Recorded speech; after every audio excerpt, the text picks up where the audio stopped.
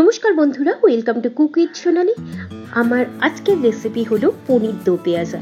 এই পনির দো পেঁয়াজা খেতে কিন্তু ভীষণই টেস্টি হয়, আর গরম গরম সাদা ভাত, লুটি বা পরাটা যে কোনো কিছুর সাথেই কিন্তু এটা খাওয়া যায়। তো চলুন দেখে নেওয়া যাক এই পনির দো পেঁয়াজা তৈরি করার জন্য আমাদের কি কি ইনগ্রেডিয়েন্টস দরকার।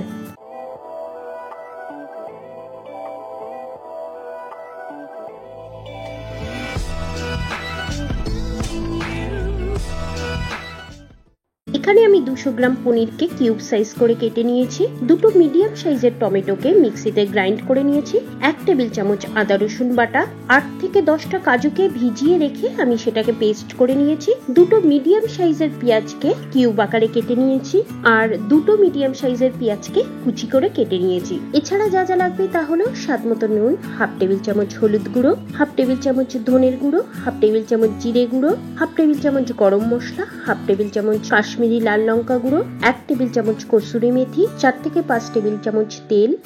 এখানে আপনারা সাদা তেল বা সর্ষের তেল যে কোনো তেলই ইউজ করতে পারেন। দুটো কাঁচা লঙ্কা, দুটো শুকনো লঙ্কা, 2 থেকে 3টে সবুজ এলাইচি, একটা কালো এলাইচি, 1 পিস কার্ডামম, একটা দারচিনি আর কয়েকটা লবঙ্গ। এছাড়া লাগবে 1/2 টেবিল চামচ ঘি আর 1/2 টেবিল চামচ চিনি। তো চলুন শুরু করা যাক আজকের রেসিপি পনির দো পেঁয়াজা। এখানে প্রথমে আমি গ্যাস ওভেনে একটা কড়াই নিয়ে নিয়েছি, আর কড়াইয়ের মধ্যে 3 থেকে 4 টেবিল চামচ পর্যন্ত সাদা তেল দিয়ে দিচ্ছি। তেলটাকে খুব ভালো মতো গরম হতে দেবো। তেলটা যখন ভালো মতো গরম হয়ে যাবে, এর মধ্যে পনিরের পিসগুলো দিয়ে আমি পনিরটাকে 1 মিনিট মতো এপিট ওপিট করে ভেজে নেব। পনিরটা বেশি ভাজলে কিন্তু পনিরটা ছিবড়া হয়ে যাবে। এপিট ওপিট মিলিয়ে পনিরটাকে টোটাল 1 মিনিট আমি ভেজে নিয়েছি। পনিরের একটা পিঠ একটু ভাজা হয়ে গেলে উল্টে দিয়ে পনিরের অপর পিঠগুলোও ভেজে নেব। এই টোটাল পনিরটা ভাজতে আমার 40 সেকেন্ড থেকে 1 মিনিট মতো সময় লেগেছে। খুব বেশি কিন্তু পনিরকে লাল লাল করে কড়া করে ভাজার দরকার নেই, জাস্ট একটু এপিট ওপিট করে ভেজে নিলেই হবে। এখানে আমার পনিরগুলো ভাজা হয়ে গেছে। এখন এই পনিরগুলোকে আমি একটা প্লেটে তুলে নিচ্ছি, আর এই তেলের মধ্যে কিউব করে কেটে রাখা পেঁয়াজের টুকরো আর দুটো কাঁচা লঙ্কা দিয়ে এটাকে মিডিয়াম ফ্লেমে আমি 1 মিনিট মতো ভেজে নেব। এখানে এই পেঁয়াজ লঙ্কাও কিন্তু খুব বেশিক্ষণ ভাজতে হবে না, এটা 1 মিনিট মতো ভেজে নিলেই হবে। আর এই পেঁয়াজটাও আমার ভাজা হয়ে গেছে, পেঁয়াজটাকেও এখন আমি তুলে নিচ্ছি। এই পেঁয়াজ ভাজা তেলের মধ্যেই আমি দিয়ে দেব একটা দালচিনি, দুটো সবুজ এলাইচি, একটা কালো এলাইচি, 3 থেকে 4টে লবঙ্গ আর দুটো শুকনো লঙ্কা। এই সব কিছুকেই আমি 30 সেকেন্ড মতো গরম তেলে নাড়াচাড়া করে নেব।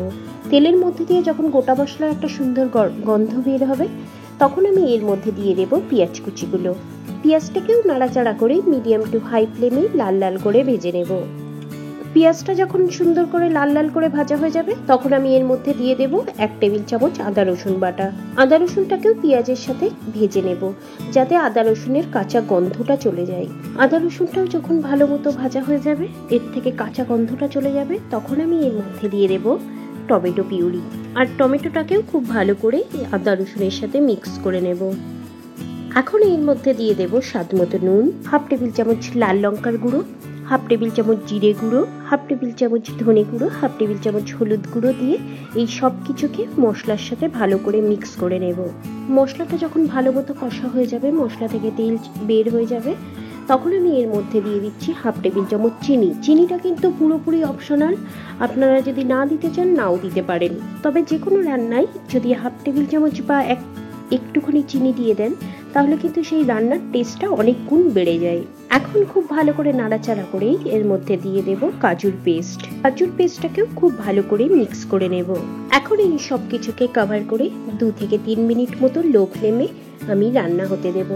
3 মিনিট পরে আমি কড়াইয়ের ঢাকাটাকে তুলে নেব, আর মশলাটাকে আরো খুব ভালো করে নেড়ে চেড়ে নেব। আর এখানে দেখতেই পাচ্ছেন মশলা থেকে তেল বের হয়ে এসছে, মশলাটাও ভালো মতো কষা হয়ে গেছে। আরো একটু নাড়াচাড়া করে নেব। আর মশলাটা খুব ভালো মতো কষা হয়ে গেছে, মশলা থেকে তেলও বের হয়ে এসছে। এখন আমি এই মশলার মধ্যেই দিয়ে দেব 1/2 কাপ গরম জল। 1/2 কাপ দেওয়ার পরে আমার মনে হচ্ছে আমার আরো একটু জল লাগবে, তো আমি এর জন্য আরো 1/2 কাপ জল অ্যাড করে দিচ্ছি। এখানে টোটাল আমি 1 কাপ জল অ্যাড করলাম। এখানে জলের পরিমাণটা আপনারা কতটা গ্রেভি চান সেই অনুযায়ী দেবেন। জলটা দেওয়ার পরেই একটু ভালো করে নাড়াচাড়া করে 1 থেকে 2 মিনিট মতো ওয়েট করব। তারপরেই দিয়ে দেব ভেজে রাখা পনিরের টুকরোগুলো। হালকা হাতে পনিরের টুকরোগুলো খুব ভালো করে মিক্স করে নেব। আর এখন দিয়ে দেব 1 টেবিল চামচ কসুরি মেথি। কসুরি মেথিগুলো হাতে এইভাবে একটু ডলে নিয়ে মিহি করে তারপরে কড়াইয়ের মধ্যে দিয়ে দিচ্ছি। একটু ভালো করে নাড়াচাড়া করে নেব। এখন কড়াইয়ের কভারটাকে দিয়ে লো ফ্লেমে 3 থেকে 4 মিনিট আরো রান্না হতে দেব। 3 থেকে 4 মিনিট পরেই আমি কড়াইয়ের ঢাকাটাকে তুলে নেব। একটু ভালো করে নাড়াচাড়া করে নেব।